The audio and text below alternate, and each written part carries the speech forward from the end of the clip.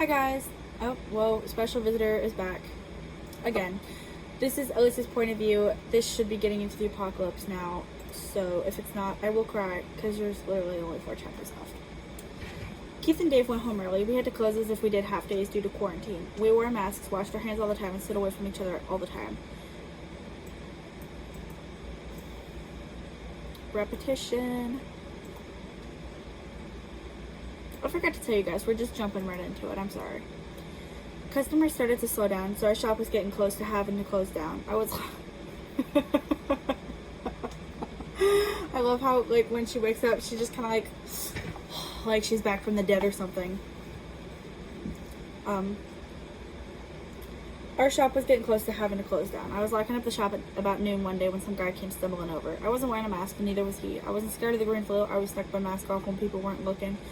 The guy looked sick, but he was stumbling like he was drunk. "Are you okay, sir?" I call out, taking the keys in my pocket and my coveralls. I was tied around my waist so I could show off our awesome t-shirt design and so it's not as hot. The guy didn't answer, instead stumbling closer and falling into my arms. He felt frail and he was a well-built guy. I felt bad, but I had to drop him. What could I do for him? "You want me to call the ambulance, the cops?" "Sir, you gotta talk so I can help you." He just lay on the ground on his stomach, then he threw up. He was definitely drunk. "Alright, mister, I don't know how to help you when you're not even talking."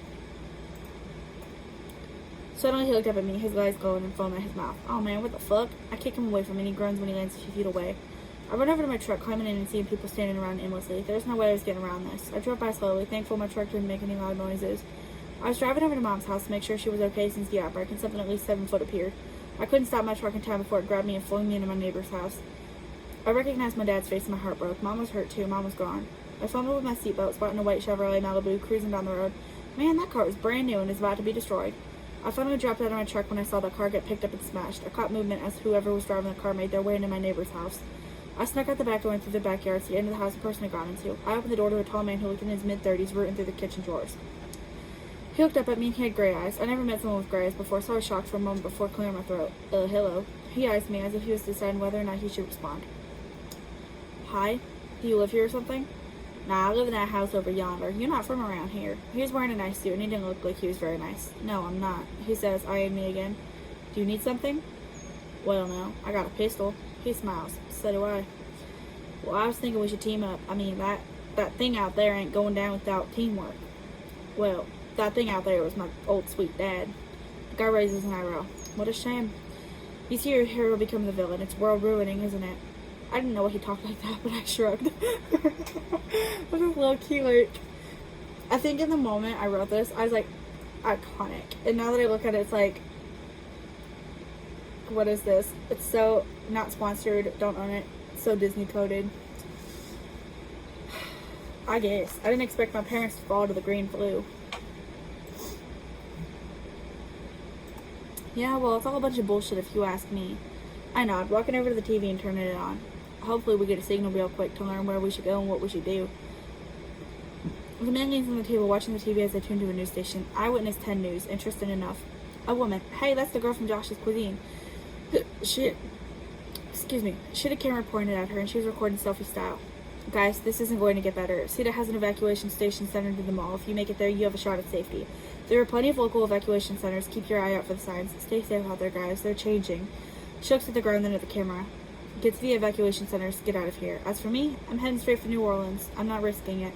Be strong, guys. We'll get through this." The camera goes dead and I turn to the guy. "Did you see the color of her eyes? I ain't never seen such a shade of blue. Also, where's the closest evacuation center to us, mister?" He stared at the dark TV, then muttered damn under his breath. "I wouldn't know, kid." I like that he called me kid. It reminded me of Josh. This man was already like a big brother to me. Well, I guess let's just walk around until we find one. He follows me, a pistol in the holster around his thigh. I take him down the road, walking through backyards because of my dad on a rampage. I stop at the end of the road, turning to the guy. "My name's Ellis, by the way." The guy nods, and I turn back and head over to my auto shop. I collect the tools and stuff to make a car that could get us around without having zombies stuff the truck. He sat on a bench and looked around, staring at the ceiling and posters and desk and everything. I finished installing things to make our truck nearly impossible to destroy. I strengthened the windshield and windows so they wouldn't easily break on us, and if they did, we'd still be safe from zombies trying to grab us. "Hey, sir, what do you think?" I ask, standing back from my work. He nods. "Looks good, champ. Where are we going?" "I don't know. I'm gonna look around to see if I can't find me a map." I spelled map wrong. It was MPA. I head outside, the sun shining bright despite the other chaos down here on Earth. I looked around, trying to think of where they would keep the map of safe spots before the guy came outside. I think the hotel would have stuff, he says, and I turn to him. Good thinking. We drove down to the hotel, find a map, mark centers we knew were evacuating people, and then leave. I heard they were evacuating people on the roof, but I didn't see anything. Wrong hotel, it's on the other side of town, I believe. I wish the guy would tell me his name. It was getting kind of confusing for me. How? Why do you need his name? We drive along the road before we finally approach a large horde of people. Some were sitting, some were standing, some were throwing up. This is awful, the guy spits. I glance over at him. I mean, damn, nothing's going right these last few months. He stares at the window and I stare at the steering wheel. I didn't know what he'd been through, but clearly it was enough to hurt him. Well, let's drive through him. What are you waiting for? Rat, sorry. I start with the truck again and run some of them over. I never killed someone. I never saw somebody die before. Pets, sure, but that's different. My tire pops and I look over at the guy. God damn it. He shakes his head. We gotta go on foot. Or, I don't know who said that. I think it was Nick.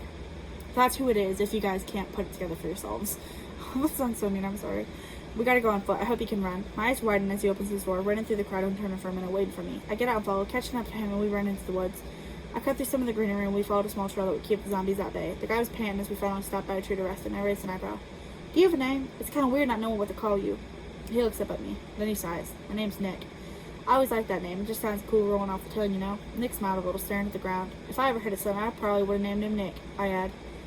Said your name's Ellis? He asks in a nod. That's kind of weird. Yeah, it's my dad's middle name. He's not a fan of it either, but Mom loved it. She said it sounded cute, especially for someone like me. Nick smiles. It does suit you. That's a good thing, right? Nick chuckles. Yeah, kid, it's a good thing. How old are you? I'm 23, sir. He nods. Hopefully things are okay in the end. I know you've got a family to go back to. Aw, man, don't you got people too? He shakes his head. I don't talk to my parents. I don't have a family. No siblings? Not that I'm aware of. And if I do, they probably hate me for running without them. Why'd you run? Look, Ellis, I just met you. I'm not quite ready to open up about my entire life just yet. Hell, I might not even live long enough to tell you. Okay. Sorry, I gotta try and get into character for this one. Okay. We start walking again, and I can't help but wonder what he'd gone through. I mean, his comment about your hero becoming the villain hurts wasn't necessary, but it was also true. Ellis is stuck on the Disney-style quote. Dad couldn't help it. He was sick. My sister had babies back in August. I say, and Nick nods. I hope they're okay. I do too. At least they wouldn't have much feeling if they did die. Damn, you're heartless. No, I'm not. I'm logical. Think about it, Ellis. If those babies died, what would they remember? Mommy's milk? I guess he was right, but I didn't want to think about it like that. Okay, I guess you're right. We don't talk for a distance after that, and we finally find an open clearing to settle down in. I look around, stare out in the area. No sign of anything or anyone. There were some sleeping bags around a previously lit fire. It had been put out, though, so maybe there's someone here who was leaving their stuff in case there were other survivors. Nick finds a bag and he opens it and roots through it before smiling and yelling, "Fuck yeah, free shit." I stand awkwardly. I'm not into stealing stuff. I don't really know what to do while he looks around, scavenging through the other bags. Suddenly I hear a gun cock behind me and Nick freezes. Put the bag down. A deep voice commands, and I raise my hands instinctively. Nick obeyed, raising his hands and looking over at me, a cocky smirk on his face. We weren't going to die to zombies. We were going to die to other survivors. Sorry. That's actually it for Ellis, though. Which is kind of scary, because it means there's only 30 more pages for me to introduce everything else and get us to the point we need to be before Left 4 Dead 3 starts. But that's it for this week's video. I hope to see you guys next week. Thank you so much for watching. Bye-bye.